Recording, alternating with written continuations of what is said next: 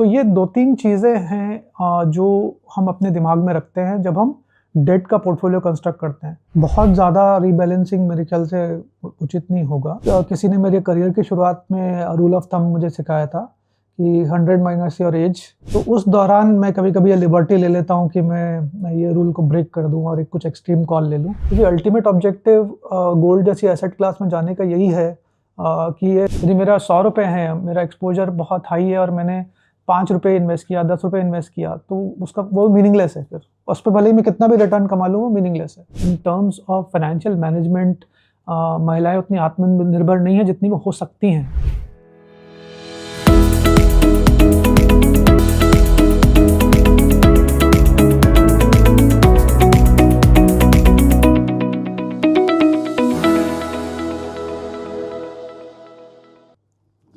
नमस्कार, आप देख रहे हैं फंडनामा। मैं हूं पंकज मटपाल। फंडनामा के इस एपिसोड में आज मैं आपकी मुलाकात कराने जा रहा हूं the wealth company mutual fund के चीफ इन्वेस्टमेंट ऑफिसर डेट, और उनसे हमने पहले भी बात की है, पर आज ये मुलाकात कुछ खास है क्योंकि the wealth company mutual fund launch कर रही है मल्टी एसेट एलोकेशन फंड का NFO। और ऐसे में क्योंकि ये फंड इक्विटी, डेट और कमोडिटीज में इन्वेस्ट करेगा, तो जो डेट पोर्शन है उसे कैसे मैनेज किया जाएगा और डेट आउटलुक क्या है, इन सब बातों पर हम आज उमेश शर्मा जी से चर्चा करेंगे। सर नमस्कार, स्वागत है आपका हमारे इस कार्यक्रम में। Thank you for having me. It's my pleasure. और आपसे लास्ट टाइम भी मुलाकात हुई थी, बात हुई थी, काफी कुछ नई बातें मालूम चली थी जी। उस वक्त पर लिक्विड फंड का NFO लॉन्च होने जा रहा था जी। पर आज जो ये फंड है बहुत ही पॉपुलर कैटेगरी बन गई है। जी जी जी। और यहाँ पर जो ओवरऑल रिटर्न्स आएंगे वो काफी बातों पर निर्भर करेंगे, किस तरह का असेट एलोकेशन हुआ है जी। क्योंकि जब सिर्फ डेट फंड है तो वहां पर तो डेट ही है, पर यहाँ पर मल्टीपल असेट्स हैं। पर उस मल्टीपल असेट्स में से किस एसेट में कितना एलोकेशन होने जा रहा है, ये भी बहुत इंपॉर्टेंट है। जी जी जी। तो पहला सवाल तो मेरा आपसे ये है कि डेट आउटलुक क्या है, आप क्या सोचते हैं आने वाले समय में? क्या रेट कट होगा जी? क्या डेट से इन्वेस्टर्स को अच्छे रिटर्न्स मिल पाएंगे? तो किस तरह की उम्मीद रखनी चाहिए? जी, तो पंकज जी, हमें ऐसा लगता है कि in terms of rate cut आने वाली दिसंबर पॉलिसी में हमें कुछ अच्छी खबर मिलनी चाहिए। ओके। और अगर यदि आप RBI की लास्ट MPC पॉलिसी में जो उनका कम्युनिकेशन था उसको पढ़ें, या फिर उसके बाद जो उनकी प्रेस कॉन्फ्रेंस रही, उनके कमेंट्स को ध्यान से सुने, तो उसमें कहीं ना कहीं इस बात का एक खुले तौर पर जिक्र किया गया। सबसे पहले तो पॉलिसी डॉक्यूमेंट के बारे में बात करते हैं। एक उनके ग्रोथ प्रोजेक्शंस होते हैं और एक इन्फ्लेशन प्रोजेक्शन, जिनको बड़े ध्यान से देखा जाता है। सो ग्रोथ प्रोजेक्शन में हालांकि शुरुआती क्वार्टर के नंबर्स को अपवर्ड रिवाइज किया गया, लेकिन जो आने वाले क्वार्टर्स हैं उसमें उसका जो ट्रेंड था वो नीचे की तरफ था, नंबर 1। नंबर 2, RBI की पिछली लास्ट एटलीस्ट 3 मीटिंग्स में जो भी उन्होंने इन्फ्लेशन प्रोजेक्शन किए हैं, both on the headline and their expectation with respect to core, so actual headline inflation उससे काफ़ी कम आया है। और यदि हम कोर के नंबर्स को देखें, कोर यानी कि यदि आप हेडलाइन इन्फ्लेशन से फूड और एनर्जी का इम्पैक्ट निकाल देते हैं, बिकॉज ये वॉलेटाइल कंपोनेंट होते हैं, तो वो भी काफ़ी हद तक स्टेबल रहा है। इस पॉलिसी डॉक्यूमेंट्स में उन्होंने पहली बार एक नए इन्फ्लेशन मेजर का जिक्र किया, जो था core inflation excluding the impact of gold. तो जैसा कि हम सब जानते हैं, गोल्ड प्राइसेस ने काफ़ी अच्छा किया in the recent past, and that is showing up in the core inflation numbers. तो यदि हम उसको इम्पैक्ट को निकाल देते हैं तो कोर इन्फ्लेशन भी काफ़ी हद तक कंटेन्ड है। ये हुई दूसरी बात। सो इन सब बातों के मद्देनज़र RBI ने कहा कि हालांकि हमने काफ़ी कदम उठाए हैं, रेट कट किया है, CRR कट किया है, गवर्नमेंट ने कुछ स्टेप्स उठाए हैं ऑन द टैक्सेशन साइड, लेकिन इन्फ्लेशन की प्रोजेक्शंस को देखते हुए हमें लगता है कि, और ओवरऑल ग्रोथ कंडीशंस को हमें देखते लगता है कि हम ग्रोथ को सपोर्ट करने के लिए हमारे पास स्पेस है। आप याद कीजिए कि इसके पहले की पॉलिसी में उन्होंने कहा था कि there is very limited space, और उन्होंने स्टांस न्यूट्रल कर दिया था। इस पॉलिसी में उन्होंने कहा कि देयर इज स्पेस, उन्होंने ये नहीं कहा कि कम है या ज़्यादा है, उन्होंने कहा कि देयर इज स्पेस। तो आई थिंक वो वेट कर रहे हैं थोड़ी और क्लैरिटी का on the transmission side, number 1। Number 2, जो टैरिफ फ्रंट पे काफ़ी अनसर्टेनिटी चल रही है यूएस के साथ, सो आई थिंक उसका कुछ रेजोल्यूशन एक्सपेक्टेड है with in this month. So basis that they will take a call, but looking at the way the nominal GDP has been coming down continuously, we do feel that there is space for RBI to support growth, और हमें लगता है कि एक 25 basis का rate cut अगली दिसंबर की policy में हमें देखने को मिलना चाहिए। उसके आगे इट डिपेंड करेगा कि जो RBI गवर्नमेंट के मेजर्स हैं उससे किस तरह का ड्यूरेबल ग्रोथ इम्पैक्ट हमें देखने को मिलता है, और दूसरा किस तरह की डील हम यूनाइटेड स्टेट्स से स्ट्राइक कर पाते हैं। तो उस पर काफ़ी हद तक डिपेंड करेगा। प्लस ग्लोबल कंडीशंस कैसे इवॉल्व होती हैं ये भी हम लोग को देखना होगा। अच्छा, आपका जो ये NF4 भी आ रहा है जी, क्योंकि जो एलोकेशन है तो जो सेबी गाइडलाइन है कि 3 asset classes minimum 10% allocation each asset class, जी, बट आपके फंड के बारे में मुझे जानकारी है, यहाँ पर आप जो इक्विटी एलोकेशन है वो 35% to 65% के बीच में रखेंगे।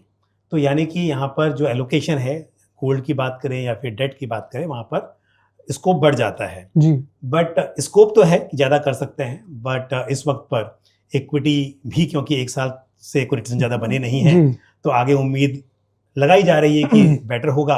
और गोल्ड में भी मुझे लगता है कि the wealth company mutual fund की हमें जब फंड हाउस बात करें तो गोल्ड पर पॉजिटिव हैं। जी। तो ऐसे में डेट के लिए स्कोप कम बचेगा एलोकेशन का, या फिर इस वक्त पर, क्योंकि आने वाले समय में तो पता नहीं, टाइम पर चेंज होता रहेगा, जी, जी, जी। पर इस वक्त पर आप क्या समझते हैं कि इस फंड में, the wealth company multi asset allocation fund में डेट एलोकेशन कितना तक रह सकता है? तो देखिए, हम लोग की मार्केट ट्रेडिंग पे डिपेंड करेगा। एज पर रेगुलेशन मिनिमम 10% किसी भी एसेट क्लास में होना लाजमी है, तो वो तो ज़रूरी है। उसके ऊपर का फिर हमारे जो इंटरनल मापदंड है, इक्विटी वैल्यूएशन को लेके सर्टेन फैक्टर्स हैं, on the debt side certain factors हैं जो हम कंसिडर करते हैं, उसके बेसिस पे हम लोग वो एलोकेशन जो है वो टाइम टू टाइम ट्वीक करते रहेंगे। रही बात डेट का एलोकेशन कम या ज़्यादा होने की, उससे एक्चुअली फ़र्क नहीं पड़ता है, बिकॉज हमको कंबाइंड इफेक्ट जो डिफरेंट एसेट क्लासेस इस फंड में काम कर रही है उसका देखना है। जाहिर सी बात है, यदि हम डेट का एलोकेशन कम कर रहे हैं तो या तो हम गोल्ड या कमोडिटीज़ का एलोकेशन बढ़ा रहे हैं, या हम इक्विटी का एलोकेशन बढ़ा रहे हैं, क्योंकि हमारा ज़्यादा कंस्ट्रक्टिव व्यू है। ऐसा ज़रूरी नहीं होता कि यदि कोई एसेट क्लास आप कम कर रहे हैं तो उस पर नेगेटिव व्यू है। ये भी हो सकता है कि जो दूसरा एसेट क्लास है उस पर कंस्ट्रक्टिव व्यू ज़्यादा है relative to this asset class, is always relative to each other. Ultimately the idea being कि जो कोरिलेशन फैक्टर है डिफरेंट एसेट क्लासेस का, वो काफ़ी कम है, या कभी कभी अपोजिट डायरेक्शन में भी होता है। तो अल्टीमेटली जो रिस्क एडजस्टेड रिटर्न इन्वेस्टर को मिलते हैं वो सुपीरियर होते हैं। तो उसी प्रेमाइस पे ये पूरा जो कैटेगरी है ये आधारित है, और उसी हिसाब से ही उसको काम करना है, वो उसका एक नेचुरल कंस्ट्रक्ट है।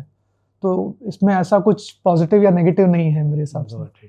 मेरी नेगेटिविटी की बात नहीं थी, पर इस वक्त पर जिस तरह का सिचुएशन है, ऐसे मैंने पूछा कि डेट में किस तरह का एलोकेशन रहने की उम्मीद है। ये तो हमें पता है कि कैटेगरी बनी इसके लिए है, या फ्लेक्सिबिलिटी हो कि डिफरेंट एसेट क्लासेस में आप एलोकेशन घटा बढ़ा सकें जी। बट सिचुएशन के हिसाब से जो आज की स्थिति है उसमें मैंने जानना चाहा था आपसे कि डेट में किस तरह का एलोकेशन होगा। दूसरा सवाल ये है कि ये जो कैटेगरी है यहाँ पर इन्वेस्टर्स रिटर्न से ज़्यादा सेफ्टी की ज़्यादा परवाह करते हैं, कि ऐसी कैटेगरी है जहाँ पर डाउन साइड रिस्क कम हो जी। क्योंकि यदि आपको ये है कि मुझे बहुत रिटर्न्स कमाने तो शायद इक्विटी, प्योर इक्विटी, उसमें स्मॉल कैप में इन्वेस्ट करेगा इन्वेस्टर लॉन्ग टर्म के लिए। जी। पर यहाँ पर क्योंकि मल्टीपल एसेट क्लासेस हैं, एसेट क्लास के बीच में कोरिलेशन लो है जी। तो कोशिश ये होती है कि एसेट क्लास अच्छा नहीं कर रहा है दूसरा करेगा जी। तो ऐसे में मेरा सवाल ये है कि जो डेट एलोकेशन होगा उसमें किस तरह की सिक्योरिटीज जी आप रखेंगे रिस्क ज़्यादा होगा या टॉप रेटेड सिक्योरिटीज़ होंगी? किस तरह की सिक्योरिटीज़, डेट सिक्योरिटीज़ यहाँ पर रहेंगी? तो at the well company mutual fund हमारा एंडेवर रहेगा कि जो भी हाइब्रिड या मल्टी एसेट तरह की स्कीम्स होती हैं, इसमें एक्चुअली डेट का क्या रोल होता है? डेट का रोल होता है एक स्टेबल एंकर प्रोवाइड करना। डेट का रोल होता है कि सही समय पे यदि मुझे इक्विटी एलोकेशन, फॉर एग्जांपल अगर मैं हाइब्रिड फंड चला रहा हूँ, यदि मुझे इक्विटी एलोकेशन इंक्रीज करना है तो मेरी सिक्योरिटी में वो लिक्विडिटी होनी चाहिए कि मैं इक्विटी के लिए वो फंजिबिलिटी पैदा कर सकूं। ओके। तीसरी बात, क्योंकि जो मेरा रिस्क का सोर्स है वो अपने आप में it's coming from an asset class which is more volatile but is the potential of much greater return over a period of time. For example, in this case, equity, or if the cycle is right, then gold. Then debt should not become a source of volatility. तो ये 2-3 चीज़ें हैं जो हम अपने दिमाग में रखते हैं जब हम डेट का पोर्टफोलियो कंस्ट्रक्ट करते हैं। तो इन तीनों चीज़ों को, ऑब्जेक्टिव्स को पूरा करने के लिए आपको लिक्विड सिक्योरिटीज़ प्रीडोमिनेंटली आपको एम्प्लॉय करनी है पोर्टफोलियो कंस्ट्रक्ट करते समय। दूसरा सवाल आता है कि किस तरह की मैच्योरिटी होनी चाहिए। तो ना तो वो बहुत शॉर्ट मैच्योरिटी होनी चाहिए जिसमें कि जो डिज़ायर्ड रिटर्न है वही आप अचीव ना कर पाएँ, और ना ही बहुत ज़्यादा लंबी मैच्योरिटीज़ होनी चाहिए जिससे कि जो वोलेटिलिटी आप कंटेन करना चाहते हैं, या डेट जिसमें इन्वेस्टर्स लुक फॉरवर्ड करता है कि ये मेरी वोलेटिलिटी को कंटेन करेगा और वही सोर्स ऑफ वोलेटिलिटी बन जाए। तो क्रेडिट और ड्यूरेशन में एक्सट्रीम अवॉइड किया जाएंगे, पोर्टफोलियो जो है वो लिक्विड रखा जाएगा। और आइडिया ये रहेगा कि it becomes like for example 2 to 4 year kind of maturity on a durable basis. Of course उस समय आपकी क्या एक्सपेक्टेशन है मार्केट इंटरेस्ट रेट्स को लेके, आपकी यील्ड कर्व पे क्या व्यू है उस समय, आपकी कॉर्पोरेट बॉन्ड स्प्रेड्स पे क्या व्यू है उस समय जब आप पोर्टफोलियो कंस्ट्रक्ट कर रहे हैं, चला रहे हैं। ये सारे फैक्टर्स डिपेंड करेंगे कि एक्चुअल स्वरूप क्या रहता है। समझ गया। But on a sustainable basis, liquidity definitely, high grade securities, and short to intermediate maturities. एक बात तो आपकी बात से समझ में आ रही है कि मतलब बहुत ज़्यादा लो क्रेडिट सिक्योरिटीज तो नहीं होंगी यहाँ पर, क्योंकि लिक्विडिटी की बात कर रहे हैं आप लोग, और दूसरी बात सेफ्टी की बात भी कर रहे हैं। तो यहाँ पर ये इम्पोर्टेंट है, रिटर्न्स तो जनरेट करने हैं but at the same time liquidity यहाँ पे अच्छी होनी चाहिए। लेकिन एक बात मुझे और बताइए कि मैंने इससे पहले इक्विटी पर बात की अपर्णा मैम से भी, और मैंने प्रसन्ना सर से भी बात की पूरा इस फंड को लेकर भी। मुझे आपसे भी जानना है कि आपका क्या मॉडल है इस फंड के लिए जो ये तय करेगा कि एलोकेशन किस हिसाब से होना चाहिए, और दूसरी बात रीबैलेंसिंग कितनी फ्रीक्वेंट होगी। जी, तो देखिए, अल्टीमेटली बहुत ज़्यादा रीबैलेंसिंग मेरे ख्याल से उचित नहीं होगा। Okay. So at certain intervals, again depending on market conditions. So as I said, on the equity side there are certain parameters that we track. On the fixed income side there are certain parameters that we track. On the gold side also there are certain parameters that we track. So depending on कि वो जो internal model है किस तरह का result throw कर रहा है, उस बेसिस पे वो asset allocation जो है वेरी करते रहेंगे from time to time, but I don't think very frequent allocation changes are desirable. Okay. अच्छा, एक बात मुझे पर्सनली जाननी थी आपसे कि जब आप अपना इन्वेस्टमेंट खुद का मैनेज करते हैं जी, तो आप कैसे मैनेज करते हैं? क्योंकि इन्वेस्टर्स का तो आप डेट का पैसा मैनेज कर रहे हैं, लेकिन आप किस हिसाब से अपना पोर्टफोलियो का एलोकेशन डिसाइड करते हैं? तो बेसिकली मेरे पास mix of equity and fixed income है, क्योंकि मैं फिक्स्ड इनकम फंड मैनेजर रहा और सेबी के रूल्स के मुताबिक certain part of your salary goes into the fixed income. So बहरहाल वो पोर्शन तो ऑटोमेटिकली पिछले कुछ सालों में क्रिएट हुआ, both because I was a fund manager for fixed income as well as hybrid, तो उसमें मुझे एक सर्टेन अमाउंट ऑफ एक्सपोजर मिला। अदरवाइज किसी ने मेरे करियर की शुरुआत में रूल ऑफ थंब मुझे सिखाया था कि 100 minus your age should be your allocation to equity, and that you should keep following and keep rebalancing over a period of time. Obviously, it depends on your overall outlook. There are certain points in time जब आपका काफ़ी strong view होता है किसी भी asset class को लेके, तो उस दौरान मैं कभी कभी ये लिबर्टी ले लेता हूँ कि मैं ये रूल को ब्रेक कर दूँ और एक कुछ एक्सट्रीम कॉल ले लूँ, बट इन जनरल वो मैंने फॉलो किया है।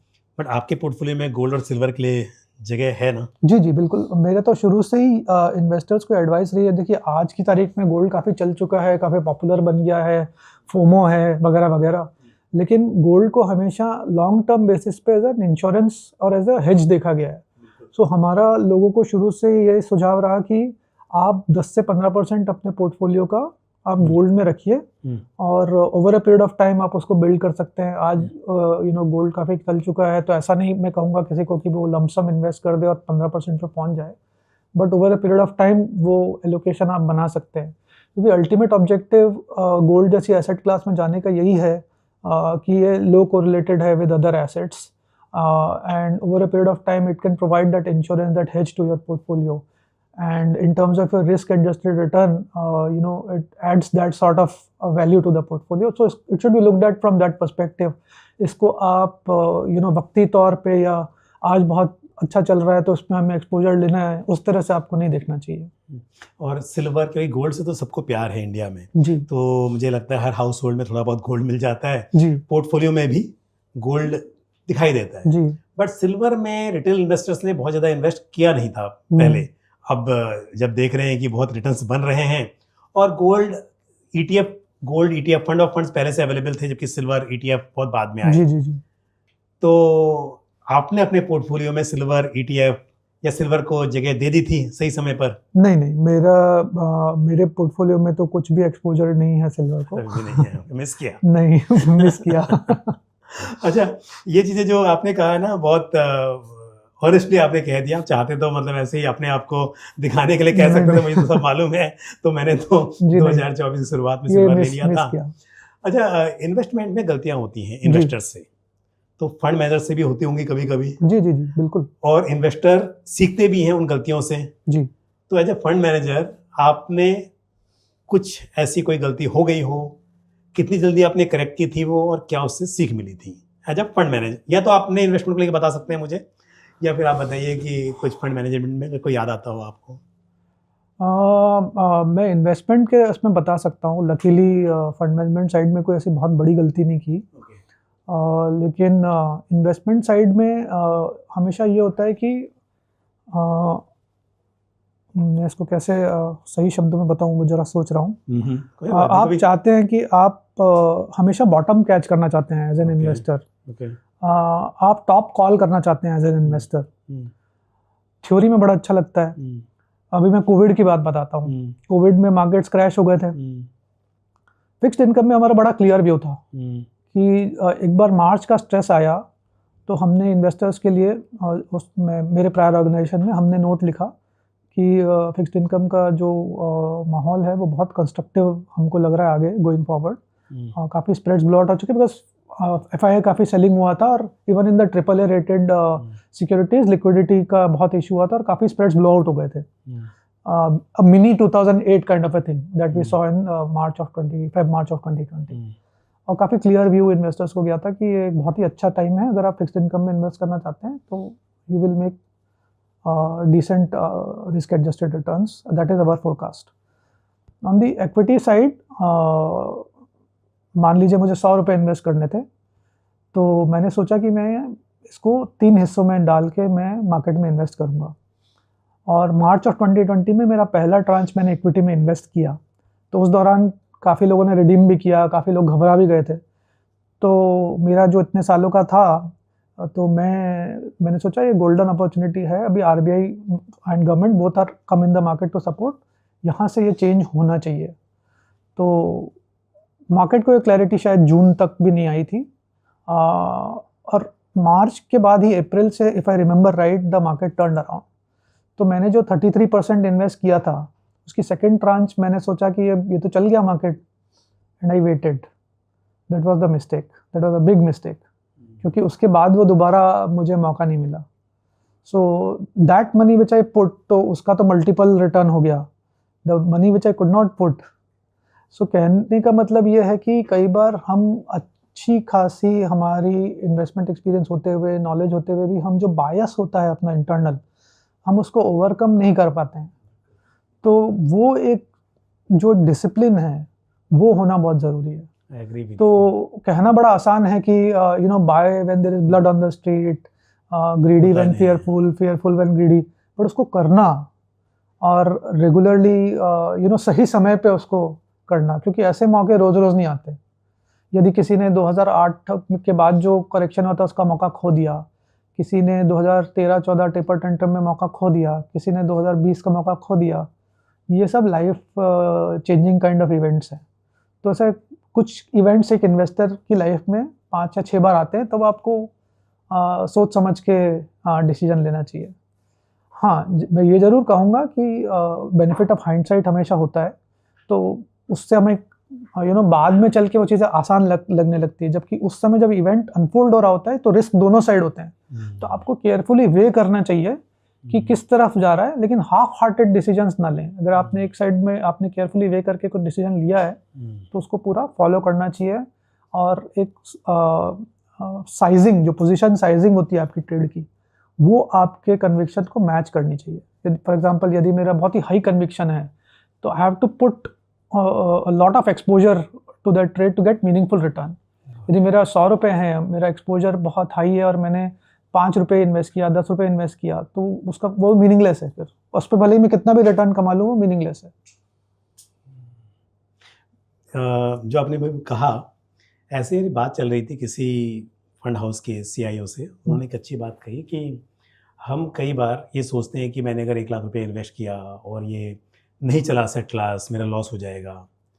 बट लॉस उसमें नहीं है, लॉस इसमें है कि आप इन्वेस्ट नहीं कर रहे हैं। करेक्ट। आपने 1 लाख रुपए इन्वेस्ट किया, बिल्कुल। लॉस कितना होगा? जी। 1 लाख का होगा ना मैक्सिमम जी। वैसे तो म्यूचुअल फंड में आपका पैसा जीरो हो जाए वो भी चांस नहीं होते हैं, बट फिर भी जी। आपका लॉस तो लिमिटेड टू जितना इन्वेस्ट किया है। बट नहीं किया और 1 लाख 10 लाख बन जाता और आपने मिस कर दिया, तो that is a bigger loss. तो अक्सर यही होता है कि इन्वेस्टर्स मौका गवा देते हैं जी। और उसका फायदा नहीं उठा पाते। दूसरी बात, एक जो आप बात कर रहे थे, ये मैंने हमेशा देखा है कि जैसे हमने देखा इक्विटी में 21 से लेकर और सितंबर 2024 तक अच्छी रैली हुई जी। तो इन्वेस्टर्स ने ऐसा नहीं 21 में पैसा लगाया था, ज्यादा पैसा ज्यादा ने वो 23 में आके 24 शुरुआत में लगाया और बहुत नहीं कमाया, या किसी ने 24 में तभी लगाया जब बिल्कुल मार्केट पीक पर हो गया था और लॉस देखा। वो भी गलती नहीं है, गलती ये है कि अब वो निकल रहे हैं वहां से। एक तो पीक पर इन्वेस्ट किया, उसके बाद में जब पैसा नहीं बना तो अब उनका इस तरह का मतलब मुझे कई बार सुनने को मिलता है कि इक्विटी मार्केट में कुछ खास हो नहीं रहा है, यहाँ पर कुछ 1 साल में कुछ दिखाई नहीं दिया, तो बेटर निकल जाते हैं, फिर दोबारा आएंगे। अगर आपको दोबारा आना था और नीचे के मार्केट में तब 21-22 में आए होते, आप आए तब हो जब मार्केट में आपको रैली दिखाई दी, तो इसका मतलब दोबारा से जब रैली होगी तब आप आओगे, है ना? तो फिर मिस कर दोगे।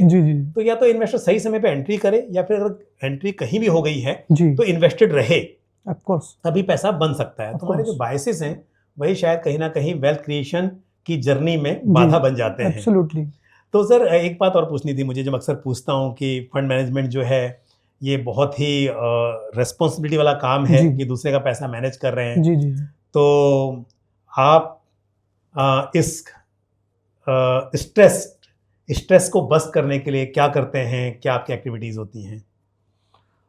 तो बेसिकली एक तो मुझे मार्केट्स पसंद है बहुत ज़्यादा। तो जिस तरह का स्ट्रेस होना चाहिए वैसा होता नहीं है, क्योंकि शौक ही है मार्केट्स को फॉलो करना, और आपकी जो अप्रोच रहती है वो एक स्टूडेंट के जैसे होती है। So every day you are learning something, every day you are trying to decipher the market, decipher the signals that are thrown out by various indicators. तो मुझे बड़ा अच्छा लगता है different kind of data sets track करना, उसको analyse करना, कोशिश करना कि इससे किस तरह के first order, second order, third order impact मैं डिसाइफर कर सकता हूँ और अपने पोर्टफोलियो में यूज़ कर सकता हूँ। तो वो जैसा उसका होना चाहिए वो होता नहीं है। आपको स्ट्रेस होता है परफॉर्मेंस रिलेटेड, जब आपकी कॉल सही नहीं जाए, आपको डीप इंट्रोस्पेक्शन करना पड़े, तब आप अपने यूनिट होल्डर्स के लिए अच्छा ना कर पाएँ। तो वैसे पीरियड्स किसी भी फंड मैनेजर की लाइफ में आते ही हैं।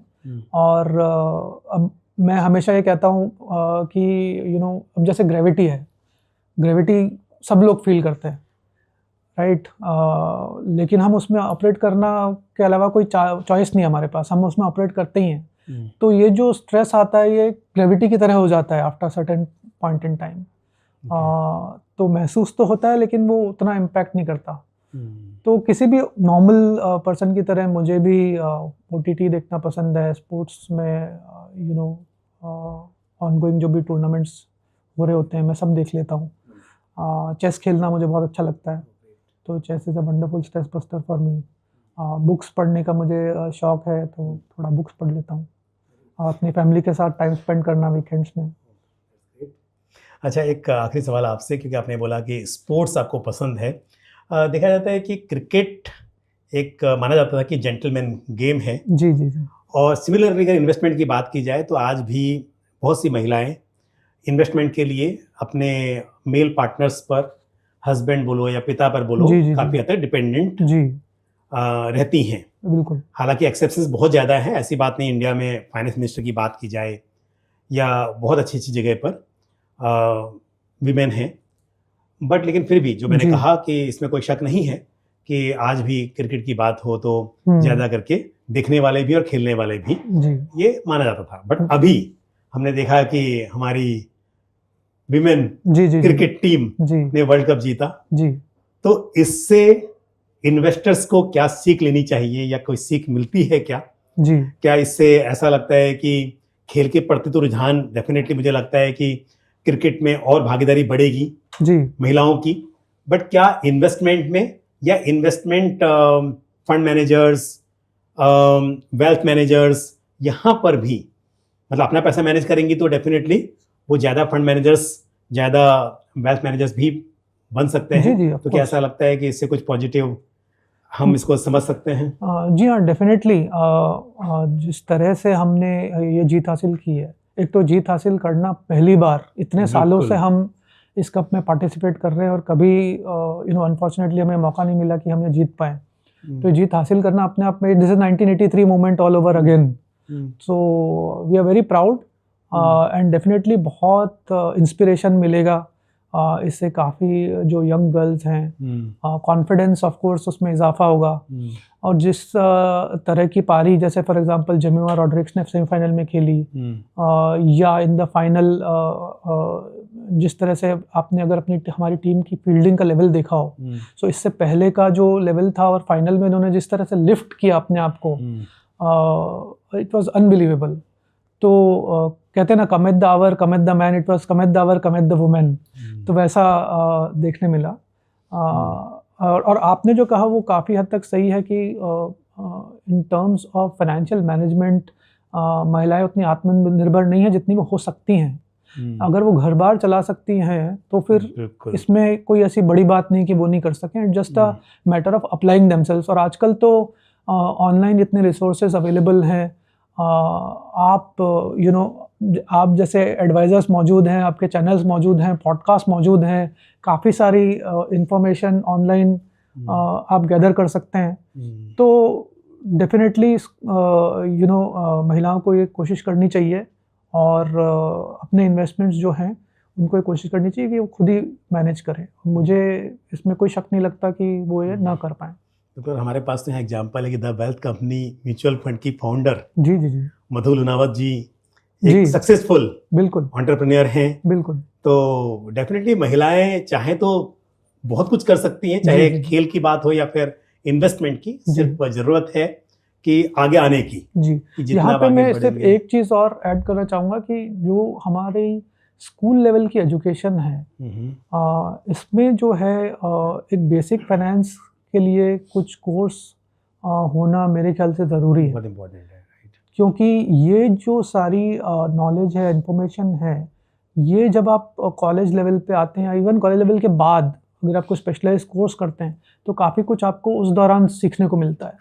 तो यदि हम कुछ बेसिक्स तभी से अपने बच्चों की लाइफ में इंट्रोड्यूस करना शुरू करें तो ये काफ़ी मदद करेगा फाइनेंशियल लिटरेसी को बढ़ाने में। तो सरकार को इस तरफ जरूर ध्यान देना चाहिए। और सर, आपने समय निकाला और बहुत ही आसान भाषा में डेट को समझाया। और क्योंकि मुझे ऐसा लगता है कि डेट के बारे में इन्वेस्टर्स को जानकारी थोड़ी कम है, जी इक्विटी से भी, ऐसा मेरा अनुभव है।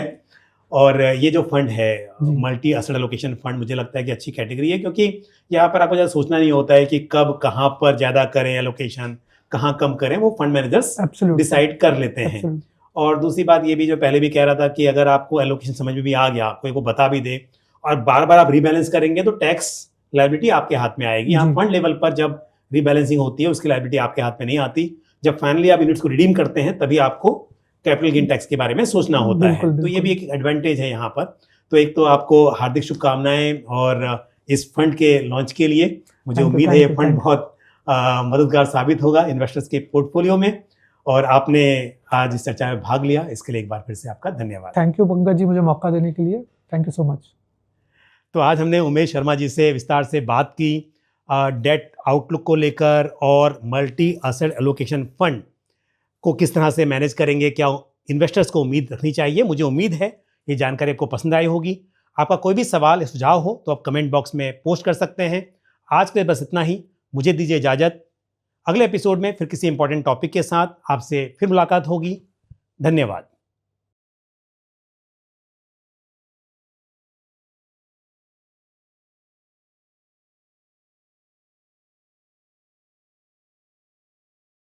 म्यूचुअल फंड निवेश बाजार के जोखिमों के अधीन है। योजना से जुड़े सभी दस्तावेजों को ध्यान से पढ़ें।